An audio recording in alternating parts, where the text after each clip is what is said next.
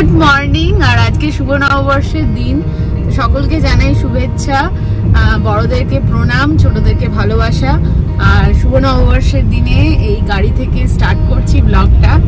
যাচ্ছি হচ্ছে রায়কে নিয়ে গানের ক্লাসে, আর আছি তিনজন, শান্তনু, রায় আর আমি। শুভ নববর্ষ সবাইকে। শুভ নববর্ষ। তো আজকে শান্তনু কিছু একটা খাবার বানাবে, তো প্ল্যান করেই ওকে বলেছি। প্ল্যান হচ্ছে আজকে আমরা চিকেন বিরিয়ানি বানাবো, আর তার সাথে হচ্ছে ফিশ বাটার ফ্রাই। তো কালকেই চিকেনটাকে ম্যারিনেট করে রেখেছি, যেহেতু সকালবেলা রাইকে নিয়ে আমাদেরকে যেতে হবে পাটুলি, তো অলমোস্ট টাইম নেই, আর এসেই হচ্ছে বিরিয়ানিটা বানাবো। তো অবভিয়াসলি লাঞ্চে বিরিয়ানিটা হবে না, রাত্রি আমরা খাবো। তবে কিভাবে বানাবো, কিভাবে ম্যারিনেট করে রেখেছিলাম, ওই সবগুলোই তোমাদের সাথে শেয়ার করব। তো আর আমি ট্রিক করেই আজকের দিনটা ওকে বলেছি রান্না করতে, যাতে সারা বছর ও রান্না করে, সারা বছর আমরা বিরিয়ানি খাবো।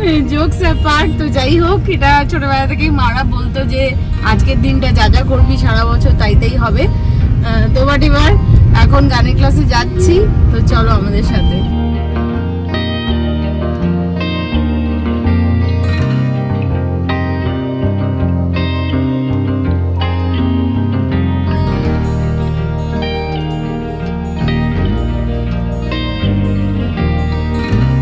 আর এই ফিরে গেছি রাইকে গানের ক্লাস থেকে নিয়ে, তো একটু রেস্ট টেস্ট করে তারপরে বিরিয়ানিটা শান্তনু বানাবে। তখন তোমাদের সাথে শেয়ার করবো বিরিয়ানি কি করে শান্তনু কি প্রসেসে বানাচ্ছে। আর আমার একটু সর্দিও হয়ে গেছে, একটু জ্বর লাগছে, তো একটু রেস্ট করে নিই, তারপরে আবার দেখা হচ্ছে। আর আমি হেল্পার হিসেবে বাবাকে হেল্প করব। ভালো ব্যাপার, খুবই ভালো ব্যাপার। তো চলো একটু রেস্ট করে আবার দেখা হচ্ছে। সবাইকে শুভ নববর্ষ। আগেই তখন যাওয়ার সময় আপনাদেরকে বললাম যে আজকে আমাদের স্পেশাল মেনু। অবভিয়াসলি নববর্ষের দিন কিছু নতুন না করলেই নয়, তো এটা আমার কাছে নতুন তো নয়, আগেও আমি করেছি, কিন্তু আজকে একটু স্পেশাল টাইপের বিরিয়ানি, এবং তার সাথে আমি করবো ফিশ বাটার ফ্রাই। তো আজকে কালকে আমি মানে বিরিয়ানিতে আলু ডিম দিচ্ছ নাকি? হ্যাঁ, আজকে হচ্ছে একদম লখনৌ স্টাইল বিরিয়ানি হবে, কিন্তু তার মধ্যে একটু আলুটা পড়ছে, যেহেতু অবভিয়াসলি এদের কাস্টমাইজ। কলকাতা বিরিয়ানির মধ্যে আলু না দিলে চলে না, তো এটা mix of Lucknow and Kolkata biryani. চিকেনটাকেও আমি ওভারনাইট ম্যারিনেট করে রেখেছি। চিকেন আর মাছ দুটোই আমি কালকে কিনে নিয়েছিলাম, ভেটকি মাছের ফিলে। এই দেখো, এটার মধ্যে সুন্দর আমি কাঁচা লঙ্কা, আদা, পেঁয়াজ এবং পুদিনা, পাসলি এবং ধনেপাতার একটা মিক্স করে আমি ভালো করে ম্যারিনেট করে নিয়েছি, লেবু আর সামান্য একটু গোলমরিচ দিয়ে, এবং নুন তো স্বাদ, হ্যাঁ তো স্বাদ মতো দিতেই হবে। আর তার সাথে আমি চিকেনটাকেও ম্যারিনেট করে রেখেছি কালকে। এটা আমার নিজস্ব বিরিয়ানির মশলা দিয়ে, এটা আমি মানে পরে আমি শেয়ার করব, কিন্তু এটা আমার নিজস্ব ইনভেন্টেড বিরিয়ানি মশলা। মানে ও যেটা করে যে খাড়া মশলা কিনে এনে ওটাকে একটু হালকা রোস্ট করে গ্রাইন্ড করে। আলুটাকেও সুন্দর আমি মাখন দিয়ে ভাজবো, মাখন দিয়ে ভাজলে ওটা একদম নরম হয়। আমি হলুদ আর নুন মাখিয়ে রেখেছি, আর ডিমটাকেও হলুদ নুন মাখিয়ে রেখেছি। পেঁয়াজের বেরেস্তা করার জন্য পেঁয়াজগুলোকেও আমি কেটে রেখেছি। যাই হোক, এই আমার হচ্ছে সরঞ্জাম। আর চালটা এদিকে ভেজানো আছে, চালটাও এদিকে দেখিয়ে দাও। চালটা আমি অলরেডি ভিজিয়ে রেখেছি, সুন্দর লম্বা লম্বা বাসমতি রাইস, দারুণ হবে বিরিয়ানিটা। থ্যাংক ইউ শান্তনুকে, ও ড্রাইভ করে এসেই লেগে পড়েছে, কারণ না হলে দেরি হয়ে যাবে। তো রান্না করছে, পাঠাবো। আর সবাইকে শালা হচ্ছে আমার করা বিরিয়ানিটাই খেতে ভালোবাসে, তো সেই জন্য সুজয়, পায়েল ওদের জন্য একটু পাঠাবো, প্লাস আমার মাকে একটু পাঠাবো। তোমার ভাইপো? হ্যাঁ অবশ্যই, সেটা এখন নতুন একজন খাবার লোক হয়েছে, এবং এখন সে সমস্ত কিছু স্বাদ বুঝে বুঝে খাচ্ছে। তো সেই ছোট্ট মানুষটা, সে কিন্তু প্রচন্ড ভালো বিরিয়ানি বা বাটার ফ্রাই এগুলো খেতে ভালোবাসে, তো ওর জন্য বানানো হচ্ছে স্পেশালি। যাই হোক, আর তার সাথে অশোক ষষ্ঠী আজকে, তো আমার মা তো খাবে না, হয়তো কালকে রেখে দিলে খাবে। মার জন্য যেহেতু বিরিয়ানি পছন্দ করে না, সেই জন্য বাটার ফ্রাই মার জন্য একটা স্পেশালি বানানো হচ্ছে।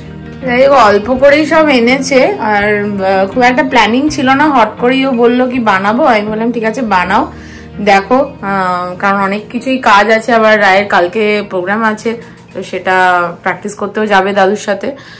তো সব মিলিয়ে মিশিয়ে চলো বানানো হওয়ার পরে তারপর তোমাদের সাথে শেয়ার করবো যে কিরকম দেখতে হলো। হ্যাঁ, মাঝখানে আমি দেখিয়ে দেবো, তুমি স্টার্ট করো। আর এখানে বারিস্তাটা ভাজা হচ্ছে, তো আমি একটু হেল্প করে দিচ্ছি শান্তনুকে। অলরেডি। আর এখানে ডিমটা ভাজা হয়ে গেছে, আর এখানে হয়ে গেছে আলু ভাজা, সবই বাটারে ভাজা হয়েছে। আর এখানে চাপা দেওয়া আছে কেশর ঘি, হ্যাঁ কেশর ঘি দেওয়া আছে। আর ওদিকে ভাতটা বসাবে আর কিছুক্ষণের মধ্যে। তো এগুলো সব মোটামুটি রেডি হয়ে গেলে তারপরে ভাতটা হলে পরে তারপরে এখানে এই যে ম্যারিনেটেড চিকেনটা দিয়ে একবারেই দমে বসাবে। বড় হাঁড়ি বসে গেছে, এবার শান্তনুর বক্তব্য। তো যাই হোক, আমি যেটা দেখাবো তোমাদেরকে যে আমি কিন্তু পুরো এই বিরিয়ানিটাই করি দম বিরিয়ানি, কারণ পুরো জিনিসটাই হচ্ছে কাচ্চা। পুরোটাই হাঁড়িতে আমি লেয়ার করে দেব। প্রথমে যাবে চিকেনের লেয়ার, তারপরে আলু, তারপরে ডিম, তারপরে রাইস দিয়ে পুরোটা লেয়ার করে লাস্টে বেরেস্তা দিয়ে আমি পুরো জিনিসটাকে দমে বসিয়ে দেবো। এটাই হচ্ছে আমার দম বিরিয়ানি, যার ফলে টেস্টটা কিন্তু একদম ডিফারেন্ট হয়। সুতরাং আমার কোনো চিকেন আলাদা করে প্রসেস নয়, যা কিছু আছে ম্যারিনেট দাও, লেয়ার করো আর দমে বসিয়ে দাও। আর এদিকে আটাও মাখা হয়ে গেছে।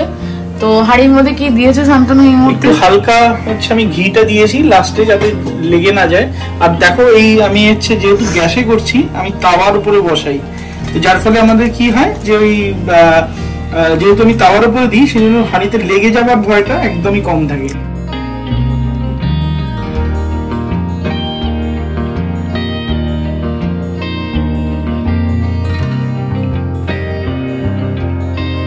ফার্স্টেই ঘিয়ের পরে এই চিকেন গুলো শান্তনু দিচ্ছে লেয়ারিং এর জন্য। তো এইভাবে হাঁড়িতে চিকেন গুলো যাচ্ছে, তারপরে রাইস যাবে।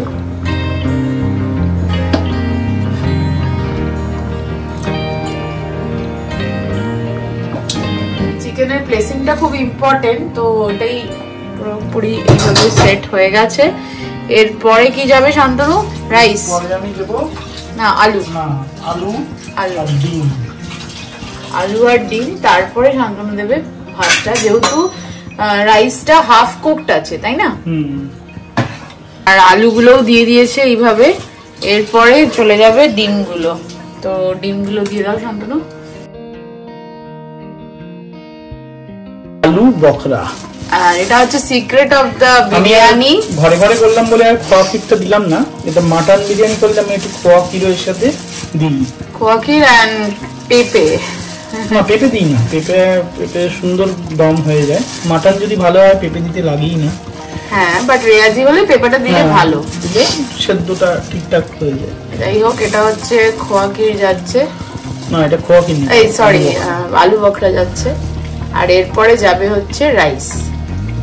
ফাইনালি রাইসটা যাচ্ছে এবার হাঁড়ির মধ্যে। তো এই হচ্ছে রাইস। আর এবার এইভাবে রাইসটা শান্তনু দিয়ে দিচ্ছে।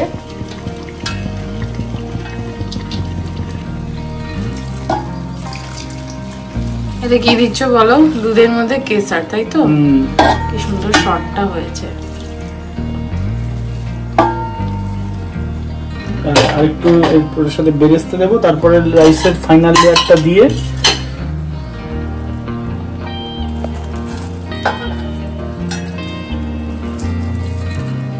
এটা গেল বেরেস্তা।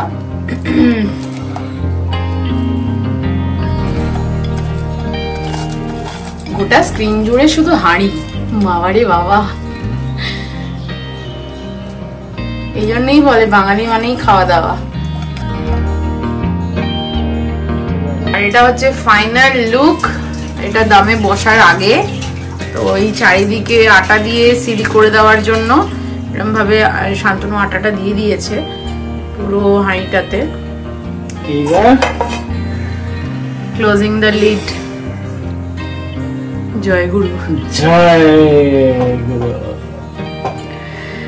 আর এর উপরে একটা ইয়ে দিয়ে দাও, ওই যে ওইটা সিলভারটা দিয়ে দাও, ওই যে ওইখানটা আছে।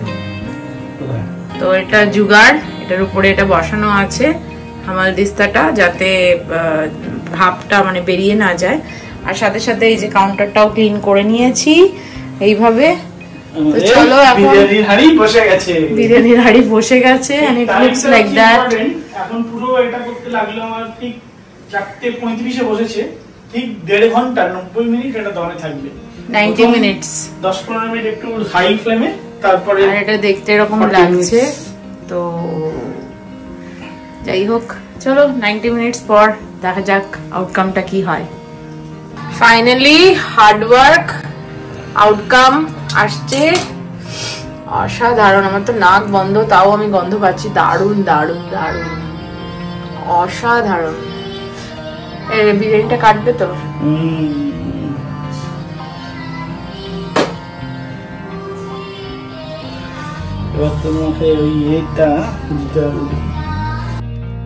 ফাইনালি বিরিয়ানি এখানে রেডি।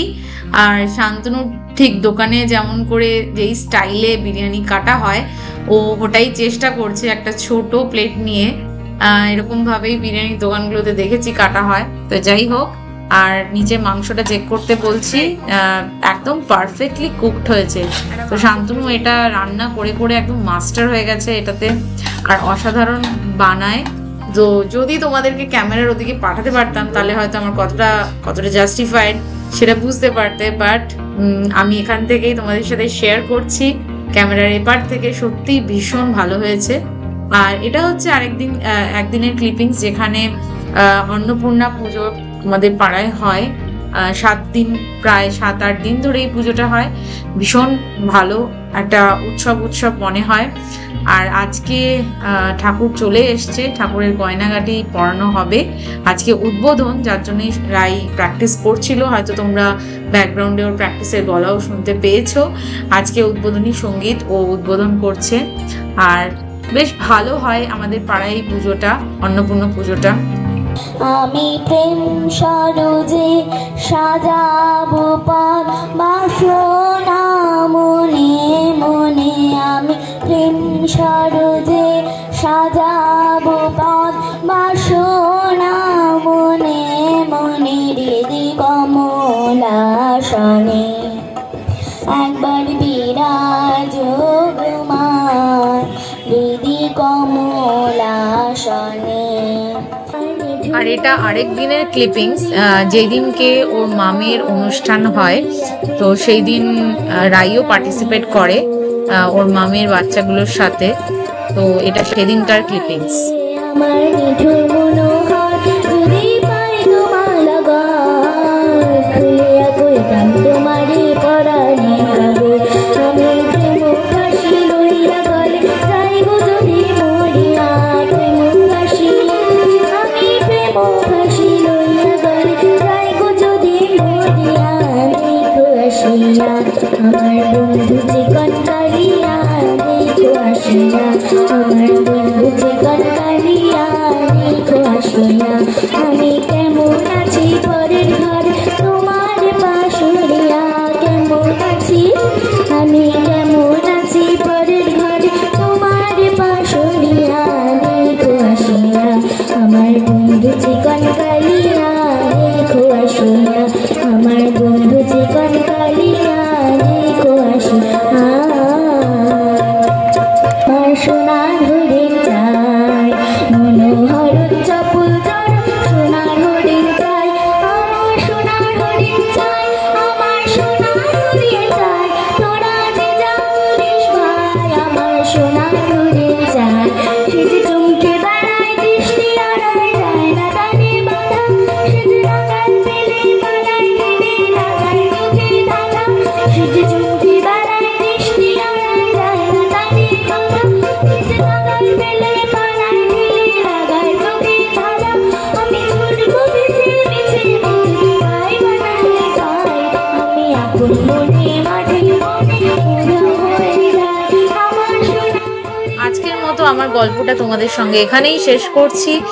যদি কিছু ভালো লেগে থাকে, do like, share and subscribe my channel. My channel name is Bong life with Sumana. আর নতুন ব্লগ নিয়ে খুব শিগগিরই হাজির হচ্ছি তোমাদের সামনে। Till then take care, bye bye, tata.